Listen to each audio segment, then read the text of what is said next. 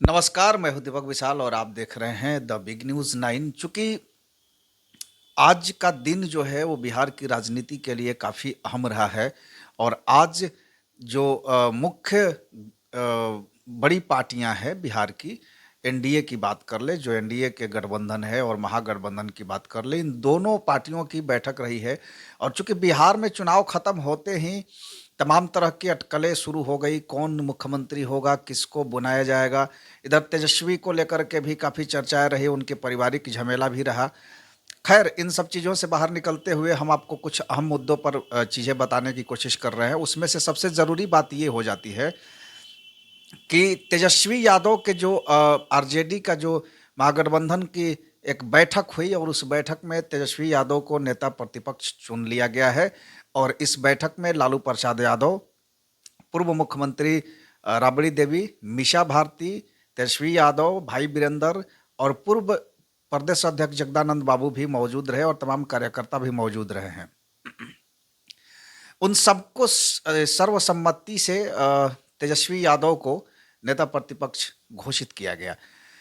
चूंकि कयास ये लगाया जा रहा था कि जो अभी 2 दिन पहले जो घटना चक्र हुआ तेजस्वी लालू यादव के जो परिवार में तेजस्वी को लेकर के, जो जिस तरह से रोहिणी आचार्य ने बातें कही है मीडिया के सामने या ट्वीट के माध्यम से, तो उसको लेकर के तमाम तरह की अटकलें शुरू हो गई थी और लोगों का ये मानना था कि इस बार आरजेडी बर्बाद हो गया है, टूट जाएगा, पार्टी टूट जाएगी, पार्टी बिखर जाएगी, परिवार बिखर जाएगा। लेकिन आज जिस तरह से जो तेजस्वी यादव के आवास पर जब ये मीटिंग हो रही थी नेता प्रतिपक्ष के लिए और इस हार की समीक्षा के लिए भी, तो जब गाड़ियों का काफिला निकला तो उसमें सबसे अहम, देखिए, मैसेज को डिकोड किया जाता है न्यूज़ में। किसी भी चीज़ को आप डिकोड कीजिए क्योंकि मैसेज उसी में होता है और एक एक चीज़ को अगर आप ध्यान से देखेंगे, पहलुओं पर नज़र डालेंगे, तो आपको समझ में आएगा कि वाकई में क्या चीज़ें चल रही हैं। तो जब गाड़ियों का काफिला निकला तो सबसे पहले आगे आगे जो गाड़ी थी उसमें लालू यादव, तेजस्वी यादव और राबड़ी देवी भी बैठी हुई थी। पीछे से मीसा भारती की गाड़ी थी और बाकी फिर भाई वीरेंद्र और बाकी कार्यकर्ताओं की गाड़ी पीछे से थी। उसमें सबसे बड़ा और अच्छा देखने वाली चीज़ ये थी कि ये जो हमने आपको कहा कि तस्वीरों से और शब्दों से डिकोड किया जाता है मैसेज को। जब आगे गाड़ी निकली तो उस गाड़ी में आगे की सीट पर लालू यादव विराजमान थे। अमूमन ऐसा नहीं होता है, आपने देखा होगा कि तेजस्वी यादव ही आगे की सीट पर होते हैं। लेकिन जब इस बार गाड़ी निकली तो राबड़ी आवास से गाड़ी निकली और उसमें आगे की सीट पर लालू यादव मौजूद थे और पीछे तेजस्वी यादव बैठे हुए थे और राबड़ी देवी बैठी हुई थी। तो ये जो मैसेज देने की कोशिश हो रही थी लालू, तेजस्वी और राबड़ी एक ही गाड़ी से जाने का, इसका साफ ये मैसेज था कि परिवार में सब ठीक है। अब लालू यादव मजबूत है और पार्टी को भी मजबूत करने की बात आ रही है। पार्टी बिखरा नहीं है और ना ही बिखरने देंगे, क्योंकि आरजेडी पार्टी जो है वो लालू यादव का ही पार्टी है, उन्हीं ने सींचा है। तेजस्वी यादव तो बस उसको आगे ले जा रहे हैं। तो ये मैसेज देने के लिए, कार्यकर्ताओं में जोश भरने के लिए, कार्यकर्ताओं में एक अलग तरह के मैसेज देने के लिए, बिहार में एक अलग तरह के मैसेज देने के लिए ये जो सीटिंग अरेंजमेंट था इसको बनाई गई। दूसरी तरफ अगर हम बात करें तो जब मीटिंग शुरू हुई तो उसमें तेजस्वी यादव को नेता प्रतिपक्ष घोषित करके एक बार फिर से साबित कर दिया गया कि आरजेडी या लालू यादव और आरजेडी पार्टी यानी कि राष्ट्रीय अध्यक्ष की सहमति और उनका समर्थन जो है वो तेजस्वी यादव के साथ है। क्योंकि हो सकता है पारिवारिक विवादें रही होंगी, सवालें पूछी जा रही होंगी, या फिर वर्चस्व की लड़ाई हो सकती है, हिस्सेदारी की लड़ाई हो सकती है, तमाम तरह की लड़ाइयाँ चलती रहती है। तो इस पर हम कुछ नहीं कहना चाहेंगे क्योंकि अंदर की बातें हैं और अंदर की खबरें भी आ रही है कि जिस तरह से रोहिणी आचार्य और बाकी की बेटियों ने घर छोड़ा, तो कहीं ना कहीं चूंकि सीट को लेकर के लोगों की डिमांड थी, तेज प्रताप यादव को भी किनारा किया गया, उनकी भी सीट की अपनी मांग थी, उनकी अपनी एक शेयर थी कि इतनी शेयरिंग हम लेंगे सीटों शेयरिंग में। तो ये तमाम चीज़ें खत्म हो गई। धीरे धीरे अभी आधिकारिक बयान नहीं आई है, खास करके पारिवारिक चीज़ों पर, हालांकि वो उनकी अपना व्यक्तिगत मामला है। लेकिन नेता प्रतिपक्ष तेजस्वी यादव को घोषित कर देने भर से ये साफ हो जाता है कि आरजेडी मजबूत है, लालू यादव का समर्थन जो है वो तेजस्वी के साथ है। तो जिस तरह से अटकलें लगाई जा रही थी उस पर विराम भी लग गया और नेता प्रतिपक्ष भी चुन लिया गया। एक और अहम खबर इस पर हम बात करेंगे कि जिस तरह से कहा जा रहा था कि लालू यादव को नज़रबंद कर लिया गया है, लालू यादव को कैद कर लिया गया है, तो ये तस्वीरें साफ दिखाती है कि लालू यादव अभी भी एक्टिव है और उनकी समर्थन तेजस्वी यादव को है। बहरहाल बहुत मुश्किल से आरजेडी यानी नेता प्रतिपक्ष की सीट हासिल करने में कामयाब रही, क्योंकि 10% जो विधानसभा सीट है 243, उसके 10% सीट होने चाहिए, और अगर 1 या 2 सीट भी कम होते आरजेडी के तो नेता प्रतिपक्ष से भी हाथ धोना पड़ता। लेकिन उसकी जो कहा जाए कि उसकी समय नहीं आई और तेजस्वी यादव यानी कि आरजेडी ने अपनी नेता प्रतिपक्ष की सीट बचा ली। तो ये पूरा मामला है। अब थोड़ी सी चर्चा हम इस पर करेंगे कि एनडीए का जो अपना घटक दल है, इनमें भी एक तरह के अलग कानाफूसी चल रही थी। इनका भी एक अलग स्टैंड था।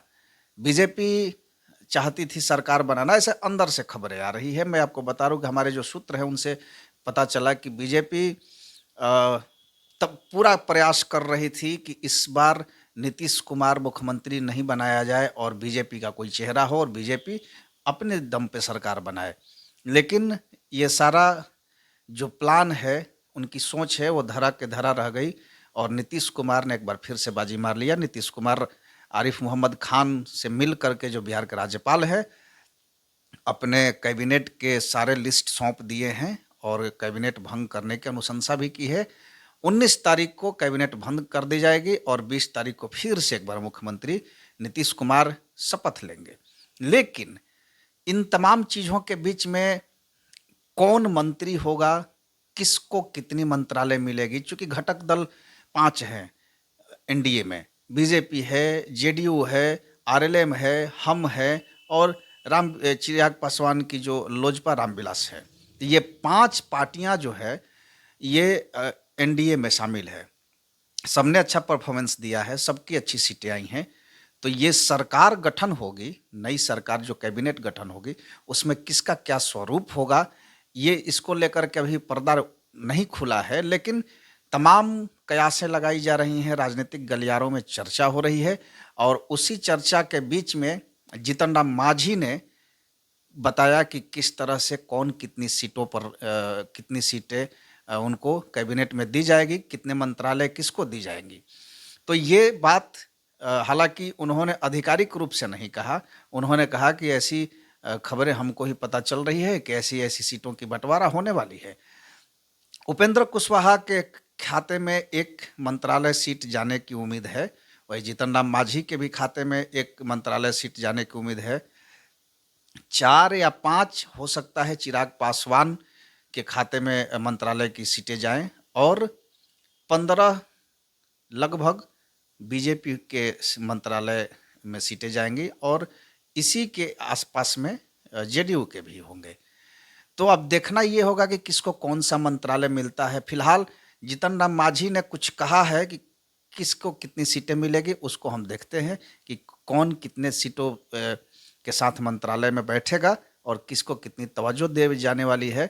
तो ये हालांकि कौन किस विभाग, कौन सा विभाग किसको आवंटित होगा, ये तो बाद की बात है, जब मुख्यमंत्री शपथ ग्रहण कर लेंगे उसके बाद की चीज़ें हैं।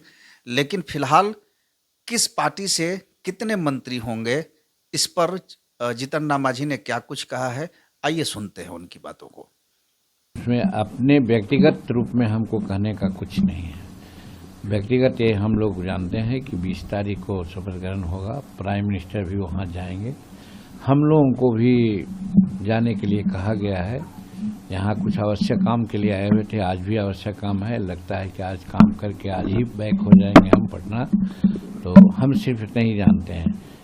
कितने मंत्री बन रहे हैं उसका नाम तो आ ही रहा है कि 35-36 मंत्री बनेंगे, उसमें 15-16 जब भाजपा के होंगे, 14-15 होंगे इनका जदयू के, और 3 होंगे लोजपा के, और एक होंगे हिंदुस्तानी अवाम मोर्चा सेकुलर के और रालोसपा के। इतनी बातें लगभग समाचार पत्रों में या मीडिया में देखी जा रही है।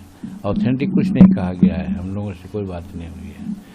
तो ये है, और आपके माध्यम से बिहार की जनता को बहुत बहुत धन्यवाद देते हैं कि लैंडस्लाइड विक्ट्री उन्होंने दी है।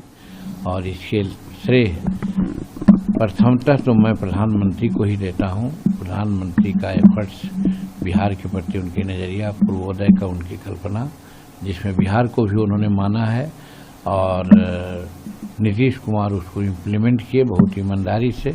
उन पर किसी प्रकार का दाग नहीं लगा, न परिवारवाद का, न करप्शन का, और एफिशिएंटली उन्होंने काम किया। और महिलाओं के लिए, विद्यार्थियों के लिए, आशा के लिए, और दिव्यांगजनों के लिए, वृद्धों के लिए जो काम हुआ, इसका बहुत बड़ा असर पड़ा है। इतना असर पड़ा है कि महिलाएं तो इतना ज़्यादा उग्र होकर के वोट की हैं कि अपने मर्द को भी उन्होंने नहीं समझा, अपने हस्बैंड को भी नहीं समझा। हस्बैंड कहीं जा रहे हैं तो जाएं, लेकिन महिला नीतीश कुमार यानी एनडीए को वोट लोग दिया है। इसके चलते जो हम लोग सोचते थे उससे ज़्यादा सफलता मिली। हम लोग तो 160, 70, 180 तक जाते थे, लेकिन 202 का मार्जिन आया है। ये नीतीश कुमार का काम और नरेंद्र मोदी जी का समर्थन, ये दोनों मिल करके डबल इंजन की सरकार को लोग ने वहाँ अच्छा समझा कि डबल इंजन की सरकार चल रही है, बिहार का विकास हो रहा है। 5 साल और मौका दे दिया जाएगा तो डबल इंजन की सरकार बिहार को विकसित प्रांतों में ला करके रख देगा। यही उम्मीद से बिहार के लोगों ने लैंडस्लाइड विक्ट्री हम लोग को दी है, जिसके लिए उनको धन्यवाद के पात्र वो लोग हैं। सर, आप लोगों को कुछ डिमांड है कि कुछ पर्टिकुलर मिनिस्ट्री बननी चाहिए क्या? कितने मिनिस्ट्री चाहिए? अब अन्य लोगों की बात मैं नहीं कहता। जहाँ तक हिंदुस्तानी अवाम मोर्चा सेकुलर का है, कभी भी नहीं मंत्रालय मांगा है और नहीं मंत्री पद मांगा है। जो मिला है उसी में